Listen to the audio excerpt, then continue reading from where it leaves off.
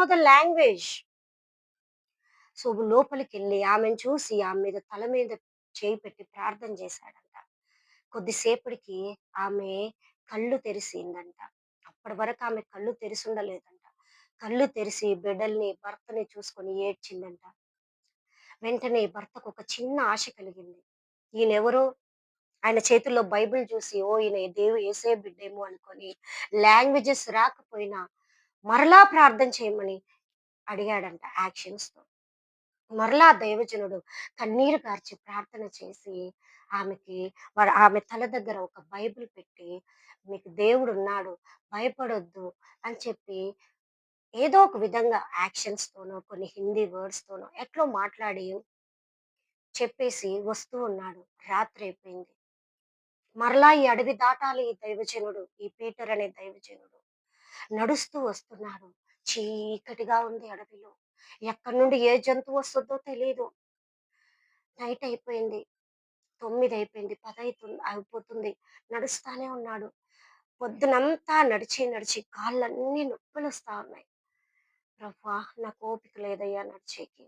నేను కొద్దిసేపు ఇక్కడ రెస్ట్ తీసుకుంటానని చెప్పి, బైబిల్ సంచిని, ఆ యొక్క బ్యాగ్‌ని తల దగ్గర పెట్టుకొని, చెయ్యిలు ఇలా తల కింద పెట్టుకొని నిద్రపోయాడు. నిద్రపోయలేకే అలసిపోయిన శరీరం కదా! గాఢ నిద్రలోకెళ్ళిపోయాడు ఈ దైవజనుడు. నిద్రపోయాడు. ఏం జరుగుతుందో తనకు తెలీదు. ఉదయం లేసే వరకు తెల్లవారుజామున 5 గంటలకు ఉదయకాలం లేసి కళ్ళు నలుపుకొని చూస్తే తన చుట్టూ ఒక పెద్ద సర్కిల్ ఆకారంలో ఒక మంట మండిపోయిన తరువాత బూడిద ఎలాగుంటుందో ఆయన చుట్టూ అలాగా రౌండ్‌గా సర్కిల్‌లో బూడిద నల్లగా మంట మండి మండి ఆరిపోయిన తరువాత ఎలాగైతే బూడిదుంటుందో ఆ దైవజనుని చుట్టూ బూడిదుందంట. మళ్ళీ వెనక్కిలా తిరిగి చూస్తే, ఆ సర్కిల్‌కి బయట ఒక లిటిల్ ఇంచు దూరంలో ఒక పెద్ద కింగ్ కోబ్రా పాము చచ్చిపోయి పడుందంట అక్కడ. ఈ సర్కిల్ ఉంది కదండీ! ఈ బూడిదకి ఒక ఇంచ్‌కి కొంచెం ఇంచు దూరంలో ఆ పాము పెద్ద పామండి. కొన్ని అడుగుల పామండి.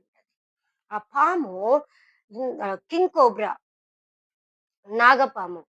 అది చనిపోయి ఉందంట. వెంటనే ఈ దైవజనుడు మోకరించి ప్రభువా! ఈ యొక్క విష ప్రాణి నుండి నన్ను కాపాడావా? ఈ అపాయము నుండి నువ్వు